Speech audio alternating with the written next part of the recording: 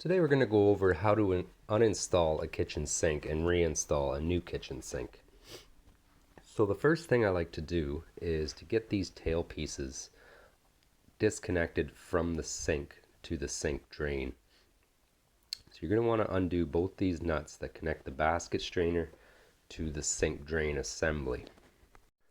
Now this is a double kitchen sink, so we have two of them. You may have a single kitchen sink. Doesn't really matter, it's the same process.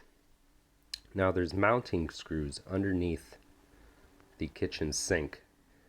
There are typically not any at the back, but the sides and the front will have some.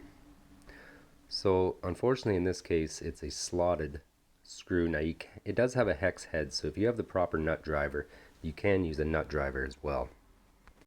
So once you have your tailpiece nuts disconnected and you have your mounting brackets or screws disconnected from the sink to the countertop, now you have to disconnect the kitchen faucet. Obviously you're going to want to make sure the water is off. Once you turn the water off, open the kitchen tap to ensure that the shutoffs actually do work. Now this kitchen sink had these chrome supply lines, and what I've done in the past is I just clip them with some old snips instead of trying to fight with them. That's a quick tip. Again, make sure the water is off though. Can't stress that enough. So at this point you're able to pull the sink straight up and out of the countertop. And we will put the new one back in. And now you're ready to mount it again.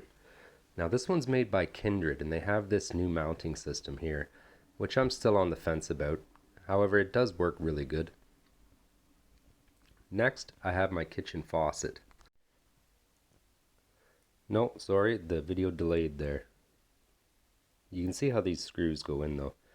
They are pretty slick, but sometimes they can fight you. But anyways, now we've got the kitchen faucet to put in. And in this case, because I already have an existing hole from the old sink, it doesn't line up 100%, so I'll have to use a hole saw to drill it out. Now you can see how careful I am and how I'm holding it as to not let it slip on the stainless steel sink. And I actually didn't want it to fall all the way through like that. Anyways, the next step is to install the kitchen faucet. Now unfortunately I didn't realize there's a water line in the way while I was doing this. However, installing a kitchen faucet isn't overly difficult and we have videos on it.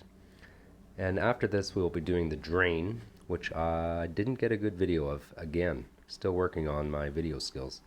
But I'll put a video down below that'll show you how to hook up a double kitchen sink drain, which is the same process. Thanks for watching.